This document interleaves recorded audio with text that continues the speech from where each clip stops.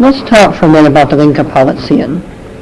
In the times when you were getting active in it, in the early 30s, what other people were involved in Toronto in this group? How many were there? Who are some of the names you recall? We were a quite active group, politically inclined, revolutionary inclined, coming from Europe and going through the European life, which it was the only view of leaving was the state of Israel, which it was always in our background, and revolutionary guys, socialist inclined, believed at time more in the relief of communism, which it was disappointing in the Jewish life, in the general life, and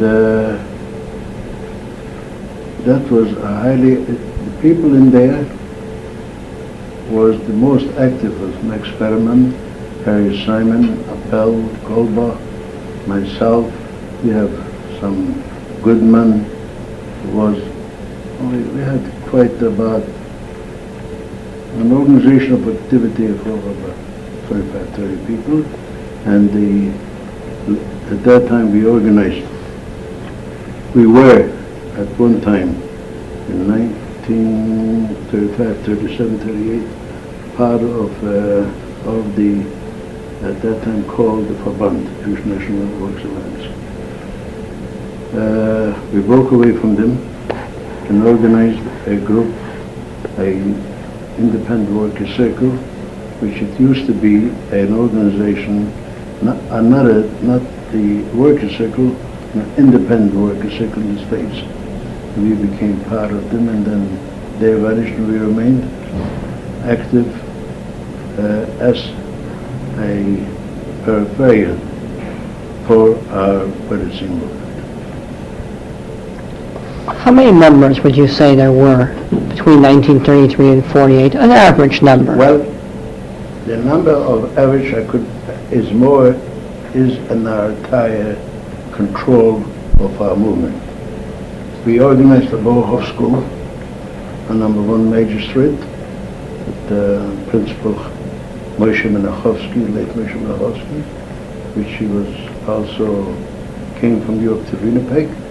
In Europe he was a alderman in the European, in the Warsaw City Hall. And we organized the Bohoff Shul here. We had 3 branches of the independent workers' circle with 4 branches of women. We had a periphery around us of about 400 families. That's a lot of people. In 3 years ago, with the more or less the ideological group of Mapai and Poale Zion was about the same. And we and the Mapai, they gave their name to they lost their name into the Labor Zionist movement in Israel, which is established.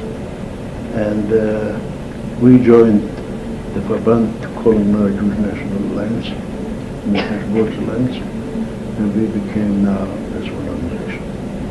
And our women's group, 3-4 clubs, went into the Pioneer Women's School.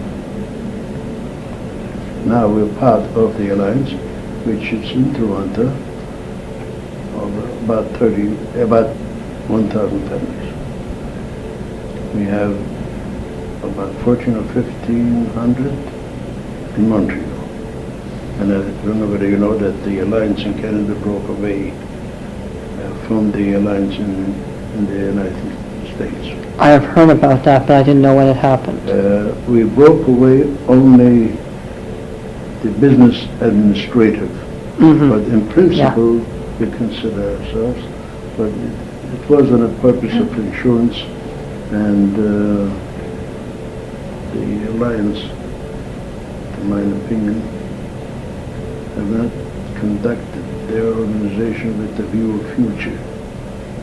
They catered mostly to the immigrant and made no possible way of hemshech, of continuation, of bringing in people like you, people like Myson, to bring it into our organization, because it was a strictly You've mentioned the Jewish National Alliance, the Far Front. At this time, the people in the Far Front in Toronto, who are they looking to for leadership? Did it come from outside? Did it come from New York? No, from we have Montreal? New York, most leadership New York. We are also a connection, close, with the Israeli Labor Zionist movement. We had Mapai Chavarim there, and we had after the war Chavarim. Mapai, Linke Poale Zion unified with after the war in Israel, and since then we've been called after the war. Now the Marach came in, which is now called only Labor Zionism.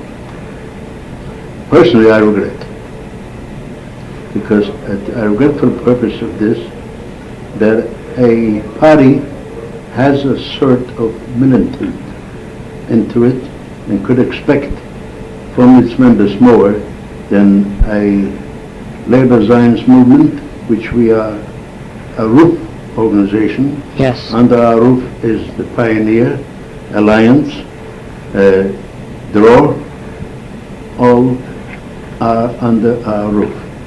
But the roof itself, the umbrella itself, has weakened, because we can't do anything without the other organizations. So in the 30s and 40s, you were looking to Israel and New York for leadership. How independent was Toronto, though, on its own, ideologically, let's say, forming ideas? Well, we were locally. Spiritually, we got it from the leadership of New York and leadership of Israel. Locally was our... How did you find out what they were thinking? How did they inform you? Was it written? Did they send a shaliach? Well, correspondence went Yes. right through all the time. We had their correspondence, their views, and just similarity of a family. Your family knows what you're doing, what you want to do. Same thing is with an organization. When you belong to an international organization, our organization was quite active in Belgium, France, never mind Poland, which the Holocaust made an end of this, and Buenos Aires, Brazil, Africa, Chile, Mexico. We have a good organization. This was one organization, and occasionally we had people, leadership moving around. Very often of it was one, the late Zobobel, if you heard about it. I have heard the name once. His Bobel was quite an organizer, a writer, and he came to Toronto quite often. Yantek, which is called Yitzhak, he was the leader, also late Yantek, passed Yes. away, and his wife, the leader of the underground